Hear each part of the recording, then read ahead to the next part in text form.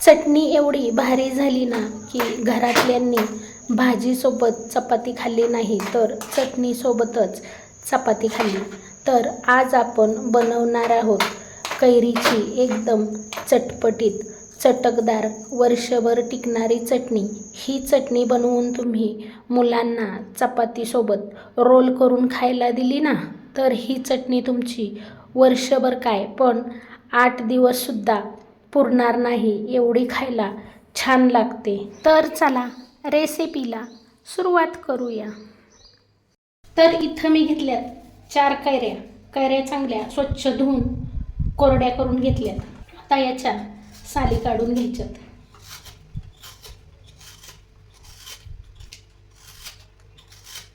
आता या कैऱ्यांच्या लहान लहान फोडी करून घ्यायच्या.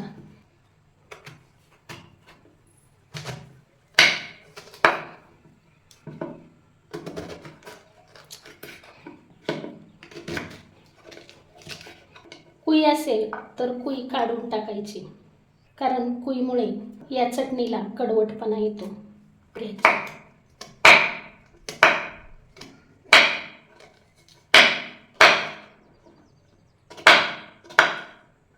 फोडी अशा छोट्याच करायच्या. मोठ्या फोडी केल्या ना तर मग मिक्सरला बारीक होत नाही.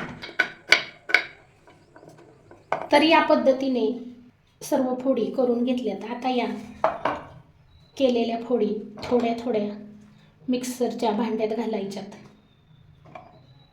आणि याच्यामध्ये पाणी न घालता याला जाडसर वाटून घ्यायचं. जास्त बारीक नाही वाटायचं बरं का.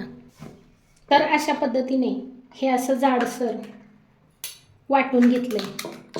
मिक्सर थांबवत फिरवत वाटून घेतलं ना की सगळ्या फोडी अशा छान बारीक होतात. आता हे एका आपल्याला भांड्यामध्ये काढून घ्यायचं आहे आणि याच पद्धतीने उरलेल्या फोडी वाटून घ्यायच्यात. तर अशी ही कैरी जाडसर वाटून घेतली. आता या कैरीमध्ये 1 चमचा मीठ घालायचं आहे, पाव चमचा हळद घालायची आणि 1 वाटी बारीक चिरलेला गूळ घालायचं आहे. गुळाचं प्रमाण तुम्ही कमी जास्त करू शकता. कैऱ्या जर आंबट असतील तर गूळ जास्त घातला तरी चालेल, किंवा तुम्हाला आंबट चटणी आवडत असेल तर गुळाचं प्रमाण कमी ठेवलं तरी चालेल. इथे माझ्या कैऱ्या कलमी आंब्याच्या आहेत. कलमी आंब्याच्या कैऱ्या आंबट नसतात, त्यामुळे मी गुळाचं प्रमाण थोडं कमीच ठेवलं आहे. अर्धा किलो कैरीसाठी 1 पावशर गूळ घेतला आहे. 500 ग्राम कैऱ्या आहेत तर 250 ग्राम गूळ घेतला आहे. आता हा गूळ छान असा मिक्स करून घ्यायचा आहे. सुरुवातीलाच असं हे मिक्स करून घ्यायचं. चटणी जेव्हा गॅसवर शिजवून घेतो ना त्यावेळेस वेळही वाचतो, गॅसही वाचतो आणि अशा प्रकारे केलेली चटणी खायला अतिशय चवदार लागते. आता आपण हे साईडला ठेवून देऊया आणि या चटणीसाठी एक मस्त असा घरगुती साहित्यात मसाला बनवूया. मसाला बनवण्यासाठी कढई कडकडीत गरम करून घ्यायची आणि 4 ते 5 वाळलेल्या लाल मिरच्या घालायच्यात. 1 चमचा जिरं घालायचं, 1 चमचा बडीशोप घालायची, 7 ते 8 काळे मिरी घालायची आणि हे आता 2 मिनिट छान असं भाजून घ्यायचं. आता हा भाजलेला मसाला एका प्लेटवर काढून घ्यायचा आहे आणि मसाला थंड करून घ्यायचा आहे. मसाला चांगला थंड झाला की मिक्सरच्या भांड्यात घालून घ्यायचा. अर्धा चमचा सेंधू मीठ, पाव चमचा हिंग, 2 लवंगा मसाला वाटताना घालायच्या बरं का, मसाला भाजताना घालायच्या नाहीत.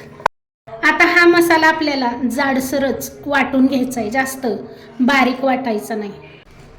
तर असा जाडसर हा मसाला वाटून घ्यायचा आहे. त्यानंतर आता हे जे आपण गूळ आणि कैरीचं मिश्रण तयार करून ठेवलं होतं हे कढईमध्ये घालून घ्यायचं आहे. बघा आपला गूळ किती छान विरघळला आहे. आता गॅस सुरू करून या मिश्रणातील पाणी सुकेपर्यंत आपल्याला फुल गॅसवर हे मिश्रण छान असं परतून घ्यायचं आहे. 4 ते 5 मिनिटे पाणी आटेपर्यंत फुल गॅसवर परतून घेतलं आहे. आता गॅसची फ्लेम कमी करायची आहे आणि झाकण ठेवून एकदम स्लो गॅसवर 4 ते 5 मिनिटे आपल्याला हे मिश्रण शिजवून घ्यायचंय. आता झाकण ठेवून 3-4 मिनिटे हे छान असं शिजवून घेतलंय. बघा हे मिश्रण छान असं शिजलंय आणि बऱ्यापैकी कोरडं सुद्धा झालं. आता या स्टेपला आपल्याला आपण जो हा मसाला तयार करून ठेवलाय ना तो मसाला घालायचा आहे. तर इथे मी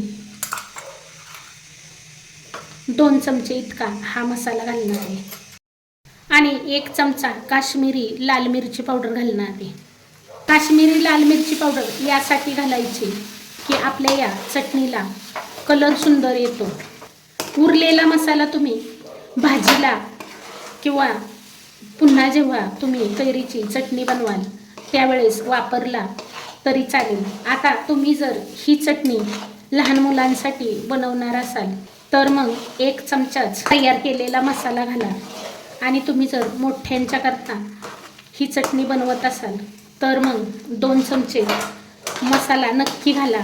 2 चमचे मसाला घातला की आपली ही चटणी अतिशय सुंदर चटपटीत तयार होते. थोडीशी आंबट, गोड, तिखट अशी या चटणीची चव लागते. तर बघा इथे आपण घरगुती साहित्यात मसाला बनवून ही चटणी तयार केली आहे आणि ही चटणी खायला अतिशय सुंदर लागते. तुमच्याकडे जर भाजीला काही नसेल तर या चटणीसोबत तुम्ही चपाती भाकरीसुद्धा खाऊ शकता किंवा ही चटणी तुम्ही तोंडीसुद्धा लावू शकता. एवढी सुंदर ही चटणी लागते. आणि तुम्ही जर मुलांना ही चटणी एकदा खायला दिली ना तर मुले रोज रोज हीच चटणी मागतील. तर बघा या चटणीचा कलर किती सुंदर आला आहे आणि आता ही चटणी आपली छान अशी तयार झाली आहे. याच्यातील पूर्ण पाणी आटलं आहे आणि ही चटणी जास्त दिवस टिकते बरं का. तुम्ही जर ही चटणी बनवून फ्रीजमध्ये स्टोअर करून ठेवली ना तर 1 वर्षभर सुद्धा टिकते आणि फ्रीजच्या बाहेर 1 महिनाभर सुद्धा टिकते.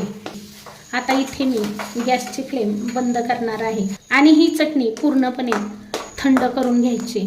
आता ही थंड झालेली चटणी एखाद्या हवाबंद डब्यामध्ये भरून ठेवा आणि ही जर चटणी तुम्ही मुलांना चपातीला लावून दिली ना तर मुलं तर 4 दिवसातच ही चटणी फस्त करतील.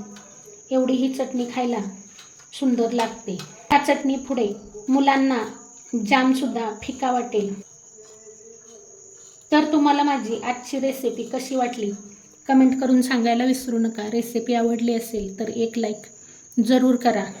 चॅनलला याआधी सबस्क्राईब केलं नसेल तर सबस्क्राईब करा, सपोर्ट करा. ही चटणी तुम्ही फ्रीजमध्ये जर स्टोअर करून ठेवली ना तर वर्षभरसुद्धा आरामशीर राहते. तुम्ही जास्त प्रमाणात ही चटणी बनवून फ्रीजमध्ये स्टोअर करून ठेवू शकता आणि हवं तेव्हा खाऊ शकता. हवं तेव्हा मुलांनासुद्धा डब्यात देऊ शकता.